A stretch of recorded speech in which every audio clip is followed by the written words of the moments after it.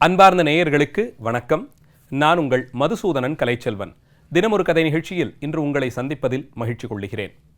மனித சமுதாயம் தோன்றிய காலத்திலிருந்தே ஒருவருக்கு ஒருவர் துணை வேண்டும் என்ற எண்ணத்தோடுதான் வளர்ந்து வந்திருக்கிறோம். தனிமனிதனாக இருக்கக்கூடிய ஒருவனால் ஒரு பக்குவ நிலையை அடையாத வரையிலும் தனித்திருப்பதில் ஆனந்தம் காண்பது என்பது சற்றே கடினமான ஒன்றாகத்தான் இருக்கும்.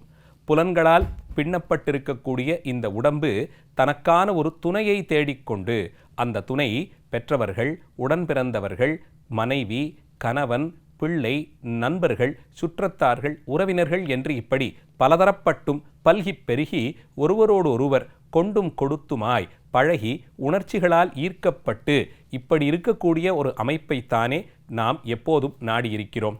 ஒரு சிறிய குடும்பம், அதிலிருந்து ஒரு தெரு, தெருவிலிருந்து ஊர், ஊரிலிருந்து நாடு என்று வளர்ந்து கொண்டு போய் உலகெங்கிலும் இருக்கக்கூடிய பல்வேறு நாடுகளோடு தொடர்பு என்பது வரையிலுமாய் நாம் ஒருவரோடொருவர் ஏதோ ஒரு விதத்தில் தொடர்புபடுத்தித்தானே இருக்கிறோம். இப்போதைய யுகத்தை தொலைத்தொடர்பிற்கான யுகமாகவே பார்க்கிறோம். நினைத்த மாத்திரத்தில் ஒரு நொடிப்பொழுதில் பூமிப்பந்தின் அந்த பக்கத்திலே இருப்பவரோடு நாம் தொலைபேசியிலே தொடர்பு கொண்டு வேண்டியவற்றை சொல்லியும் கேட்டும் பெற்றும் கொடுத்தும் நம்முடைய நிகழ்ச்சிகளை நடத்தி கொள்ளலாம், செயல்பாடுகளை ஆற்றிக்கொள்ளலாம். ஆனால் இன்றைக்கும் பல ஆயிரம் ஆண்டுகளுக்கு முன்பாக இருந்த நிலை எவ்வாறாக இருந்தது? மனிதன் ஒரு நாட்டிலிருந்து மற்றொரு நாட்டிற்கு போய் ஆர்வத்தினால் தூண்டப்பட்டு அந்த பக்கத்தில் என்ன உள்ளது, அதோ தெரிகிற மலையை ஏறி கடந்தால் அந்த புறத்தில் என்ன உள்ளது என்பதையெல்லாம் அறிய விழைந்துள்ளான். அதனால் தொடங்கியதுதான் பயணம் செய்யக்கூடிய அந்த ஒரு மரபு. இறைவனை தரிசிப்பதற்காக செல்லக்கூடிய யாத்திரைகள், ஒரு ஊரிலிருந்து மற்றொரு ஊருக்கு போய் கல்வி கேள்விகளை கற்று வருவதற்காக செய்யக்கூடிய யாத்திரை, அல்லது சில நேரங்களில் பொழுதுபோக்கிற்காக செல்லக்கூடியது, இன்னும் சில நேரங்களிலே ஒரு இடத்திலிருந்து மற்றொரு இடத்திற்கு போய் அங்கே கிடைக்கக்கூடிய மருத்துவத்தை பெற்றுக்கொண்டு வருவதற்கு என்று தொடங்கிய இப்படி பல்வேறு விதமாக பயணம் செய்வதற்கான காரணங்கள் மனித சமூகத்திற்கு இருந்து வந்துள்ளன. அப்படிப்பட்ட காரணங்களிலே நாம் வணிகம் செய்வதற்காக என்று தொடங்கியதும் பல ஆயிரம் ஆண்டுகளுக்கு முன்பாகவே தொடங்கியிருக்க வேண்டும். சிந்து சமவெளி நாகரீகத்தின் அகழ்வாராய்ச்சியின் மூலமாக நமக்கு கிடைத்த பல்வேறு சுடுமண் சின்னங்கள், அதிலே இருக்கக்கூடிய பொறிகள், குறியீடுகள் இவற்றையெல்லாம் வைத்தும், இதேபோலே உலகின் மற்றைய பகுதிகளில், மற்றைய நாடுகளில் இந்த காலகட்டத்திலேயே செய்யப்பட்ட சின்னங்களும் முத்திரை கற்களும் நமக்கு இது இரண்டும் ஏதோ ஒரு காலத்தில் பயணத்தின் மூலமாக ஒன்றுபடுத்தப்பட்டிருந்த பகுதிகள் என்பதை அடையாளப்படுத்துகின்றன. கடல் மார்க்கமாக கலன் செலுத்தி போய் ஒரு நாட்டிலிருந்து பண்டமாற்றின் மூலம் பொருளை பெற்று இங்கிருப்பதை அங்கு கொடுத்தும், சில நேரங்களில் அதிலே காசு பணம் முதலியவைகள் பரிவர்த்தனை செய்யப்பட்டதும் மனிதன் எத்தனை ஆயிரம் ஆண்டுகளுக்கு முன்பாகவே கடலை வென்று அக்கறைக்கு போய் தனக்கான தேவைகளை பூர்த்தி செய்து வந்தான் என்பதை நினைக்கும் போது நமக்குள்ளே ஆச்சரிய அலை எழாமல் இல்லை. சிந்து சமவெளி நாகரீகத்தோடு மேலை நாடுகளில், குறிப்பாக ஏமன், அரேபியா நாடுகளோடு இருந்த தொடர்புகள் கடல் மார்க்கத்தின் வழியே சென்றதை நம்மால் அறிந்து கொள்ள முடிகிறது. இங்கே இருக்கக்கூடிய சின்னங்கள், அதே போலே பானை ஓடுகள், இங்கே இருக்கக்கூடிய எழுத்து குறிப்புகள், அந்த எழுத்து குறிப்புகள் போலே பொதிந்த பானை ஓடுகள் அங்கே கிடைப்பது என்று இப்படி மாற்றி மாற்றி இவர்கள் பயணகதியிலே வணிகம் செய்வதற்காக ஒருவரோடொருவர் தொடர்புபடுத்தித்தான் இருந்து வந்திருக்கிறார்கள். இன்றைய குஜராத் மாநிலத்தின் மூலமாக உள்ளே நுழைந்து இந்த இன்றைய ராஜஸ்தான், பாகிஸ்தான் சில பகுதிகள் வரையிலுமாய் நீடித்திருந்தது சிந்து சமவெளி நாகரீகம். அந்த நாகரீகத்தோடு நெருங்கிய தொடர்பு பல்வேறு நாடுகளுக்கும் இருந்ததை அறிய முடிகிறது. காற்றின் திசையை நன்கு கற்று தேர்ந்தும், எந்த மாதத்தில் காற்று எப்படி அடிக்கிறது, அந்த திசையை நட்பாக்கி கொண்டு அதன் வழியே நகர்ந்தால் எப்போது போய் எந்த நாட்டை அடையலாம் என்பதிலிருந்தும், பறவைகள் வானத்திலே பறக்கக்கூடிய அதனுடைய அந்த போக்கை கற்று தேர்ந்து அதன் வழியிலேயே நாம் கலன் செலுத்தியும் என்று இப்படி பல்வேறு முறைகளிலே ஒரு நாட்டிலிருந்து மற்றொரு நாட்டிற்கு செல்லக்கூடிய வழியை, காலத்தை திட்டமிட்டு கொண்டான் மனிதன். இப்படி தொடங்கிய இந்த பயண வேட்கை பல பல காலங்களும் உருப்பெற்று வந்து அந்தந்த காலங்களில் நடந்த கண்டுபிடிப்புகளின் மூலமாக அது இன்னும் வலுப்பெற்று ஒரு நாட்டோடு மற்றைய நாட்டிற்கு இருக்கும் தொடர்பு அரசியல் சார்போடேயும் பல நேரங்களில் சமயச்சார்போடெல்லாம் மாற்றங்களும் கொண்டும் கொடுத்தும் இருந்து வருவதை பார்க்க முடிகிறது. உதாரணத்திற்கு அரேபியா நாட்டோடு இந்தியாவிற்கான தொடர்பு படையெடுப்பின் மூலமாக வடக்கே இருந்து வந்ததாக நாம் பலரும் நினைக்கலாம்.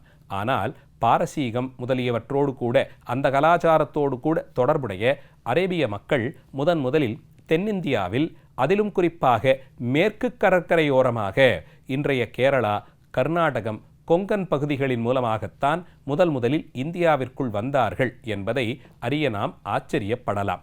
இவர்களெல்லாம் பெரும்பாலும் ஒரு 5-6ஆம் நூற்றாண்டிலிருந்தே தென்னிந்தியாவோடு வணிகத் தொடர்பு வைத்திருந்தார்கள். இதற்கு சாட்சியாக பல்வேறு ஆவணங்களும் தரப்படுகின்றன. உதாரணத்திற்கு இந்தியாவில் முதலில் எழுப்பப்பட்ட இஸ்லாமிய பள்ளிவாசல் கேரள தேசத்தில் இருப்பதை அறிஞர்கள் கண்டுபிடித்திருக்கிறார்கள்.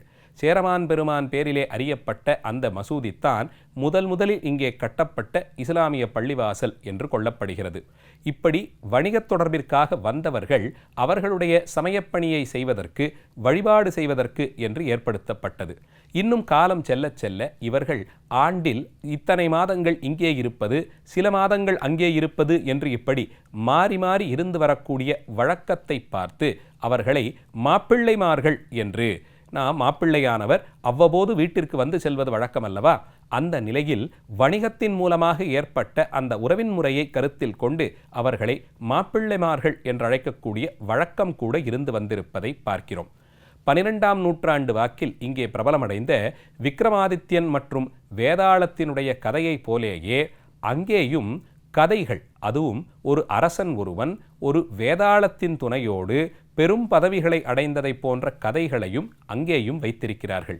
எப்படி விக்ரமாதித்தனுக்கு அற்புதமான அதிசயம் நிறைந்த ஒரு சிம்மாசனம் கிடைத்ததோ, எப்படி விக்ரமாதித்யனுக்கு ஒரு எல்லாம் தெரிந்த வேதாளத்தினுடைய துணை கிடைத்ததோ, எப்படி இது இரண்டையும் வைத்துக்கொண்டு விக்ரமாதித்தன் சாதிக்க முடியாதவற்றையெல்லாம் சாதித்தானோ, அதே போலே சுலைமான் என்றும் சாலமன் என்றும் அழைக்கப்படும் அரசனுடைய கதை. அவனும் அற்புதங்கள் நிறைந்த ஒரு சிம்மாசனத்தை இறைவனிடமிருந்து பெற்றிருந்தான். அதன் மேலே உட்கார்ந்து கொண்டு அவன் நினைத்தவற்றையெல்லாம் பெறக்கூடிய பலத்தை பெற்றிருந்தான். இங்கே எப்படி விக்ரமாதித்தனுக்கு ஒரு வேதாளம் துணை செய்ததோ, அதுபோலே அங்கேயும் அலாவுதீனுக்கு அற்புத விளக்கு கிடைத்ததும், அந்த விளக்கை துடைத்த மாத்திரத்தில் அதிலிருந்து தோன்றிய ஜின் என்று அறியப்படும் ஒரு வித பூதம் அவனுக்கு உதவியதையும், அதுவே சாலமனுக்கு உதவிய பூதமாக தன்னை அறிமுகப்படுத்தி கொண்டதையும் பார்க்கிறோம். விக்ரமாதித்தன், வேதாளம், அவனுடைய சிம்மாசனம், உஜ்ஜைன் நகரத்திற்கு அவன் பெரும் அரசனாக வந்தது. அதே போலே சாலமன், அவனுக்கு உதவி செய்த ஒரு பூதம், அவனுக்கான ஒரு சிம்மாசனம் என்று இந்த 2 கதை தொகுப்புகளுக்குள்ளேதான் எத்தனை ஒற்றுமை இருக்கு பாருங்கள். இதெல்லாம் வணிகத் தொடர்பின் மூலமாக இங்கே இருந்து வந்த பழக்கங்களையும் அங்கே இருந்து வந்த பழக்கங்களையும் கொண்டும் கொடுத்தும் ஒன்றுபோல் ஒன்றை ஆக்கிக் கொண்டு அதனால் இருவரும் பயனடைந்திருப்பதைத்தான் காண்பிக்கிறது. இந்திய தேசம் இயற்கை வளம் நிறைந்த பகுதி. அரபு நாடோ நல்ல பாலைவன பகுதி. அங்கே கிடைக்கக்கூடிய பண்டங்களை இங்கே வந்து மாற்றிக்கொண்டு இங்கே கிடைக்கக்கூடிய பல்வேறுபட்ட பொருட்களை, அதுவும் இயற்கையாக விளைபொருட்களை இங்கிருந்தவர்கள் பெற்று சென்றிருப்பதை அறியலாம். அதே போலே சீன தேசத்தோடு ஆன தொடர்பும் இங்கே பட்டின் மூலமாக, அதை பட்டு பெருவழிப்பாதை என்றே சொல்லுவார்கள். ஒரு நாட்டிலிருந்து இன்னொரு நாட்டை தொடர்புபடுத்தக்கூடியதாய் அமைந்த அந்த நீண்ட நெடிய பாதையிலே பட்டு வளர்ச்சிக்காகவும் பட்டு பெற்று வந்து அதை மாற்றுப் பொருளாக பண்டமாற்றிக் கொள்ளவும் நடைப்பயணம் மேற்கொண்ட வணிகர்களும் அநேகம் பேர்கள் இருந்து வருவதை பார்க்க முடிகிறது. பலதரப்பட்ட சமூக மாற்றங்களுக்கு இடையே வணிகர்களுக்கு உதவுவதற்கென்றே பல்வேறு சமூகங்கள் தோன்றின. இவர்கள் பலம் பொருந்தியவர்களாக இருந்தார்கள். இன்னும் சொல்ல வேண்டுமென்றால், முதலில் இவர்கள் வணிகர்கள் பெற்று வந்த பொருளை அவர்கள் வரக்கூடிய வழியை மறித்து பறித்து சென்றவர்கள். அவர்களையே நண்பர்களாக்கி தங்களுக்கு துணையாக, வேலையாட்களாக, பாதுகாவலுக்காக நியமித்து கொண்டார்கள் வணிகர்கள். இதே அமைப்பில் அங்கேயும் மற்றைய நாடுகளிலும் கூட அடிமை தொழிலாக சில குலங்களை கண்டெடுத்து அவர்கள் நம்மை எதிர்த்து போரிட்டவர்கள், அவர்களை வென்று அவர்களுக்கான வாழ்வாதாரத்தை கொடுத்து அவர்களை நமக்கு துணை செய்பவர்களாக வைத்துக் கொள்வோம் என்ற ஒரு அமைப்பும் இருந்து வர பார்க்கிறோம். தூரதேசத்திற்கு வணிக நிமித்தமாக சென்ற கணவனை பிரிந்த மனைவிமார்கள் பாடக்கூடிய பாடல்கள் கேரள தேசத்தில் இன்று வரையிலும் இலக்கிய தொகுப்பாக இருப்பதை பார்க்க முடிகிறது.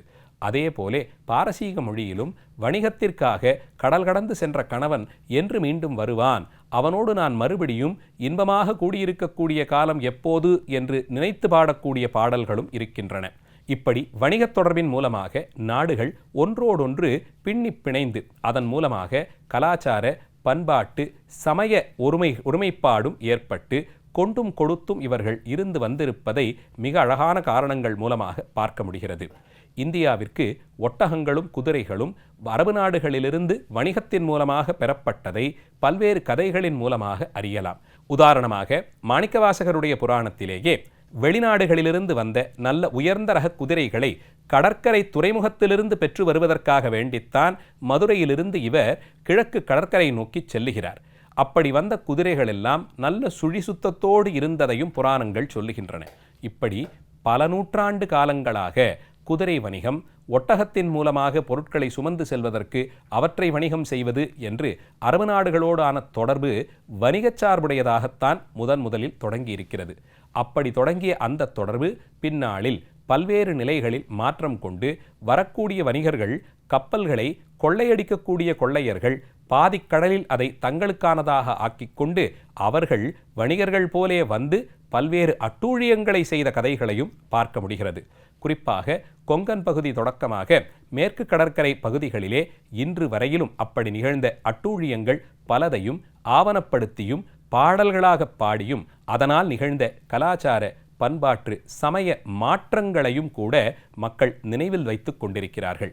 இப்படி 7-8ஆம் நூற்றாண்டு தொடங்கி நடந்து வந்த வணிகம்தான் அதிலிருந்து பல நூற்றாண்டுகள் கழித்து 16ஆம் நூற்றாண்டிற்கு பிறகு இன்னும் பல நாடுகள் வணிகம் என்ற பெயரில் உள்ளே நுழைந்து ஆட்சியை பிடிக்கும் அளவிற்கும் வளர்ந்து வந்திருப்பதை பார்க்கலாம். வணிகர்களோடு ஒரு நாடு எப்படி ஒன்றிணைந்தது என்பதை பற்றியும் அதனால் நிகழ்ந்த நன்மைகள் தீமைகளை பற்றியும் இன்றைய நிகழ்ச்சியிலே சிந்தித்தோம். காலம் உள்ளதனையும் வணிகத் தொடர்பின் மூலமாக நாடுகள் ஒன்றுபட்டு நல்ல நிலையை அடைவது ஒரு செய்யக்கூடிய செயல். ஆனால் வணிகத்தின் மூலமாக இங்கே நாடுகள் பல நேரங்களில் ஒன்றோடொன்று பிணக்கேற்பட்டு பிரிவதும் நடக்க பார்த்திருக்கிறோம். வரலாற்றில்தான் படிக்க படிக்க எத்தனை விந்தைகள், எத்தனை சுவாரஸ்யம். முன்பு நடந்த செய்திகளை இன்றைக்கான பாடமாக கொண்டு முன்னேறுவதைத்தான் வரலாறு நமக்கு காட்டிக் கொடுக்கிறது. வணிகத் தொடர்பின் மூலமாக ஏற்பட்ட நன்மை தீமைகளை பற்றி இன்றைய நிகழ்ச்சியிலே சிந்தித்தோம். நாளைய தினம் மீண்டும் ஒரு கதையோடு உங்களை சந்திக்கிறேன். நன்றி, வணக்கம்.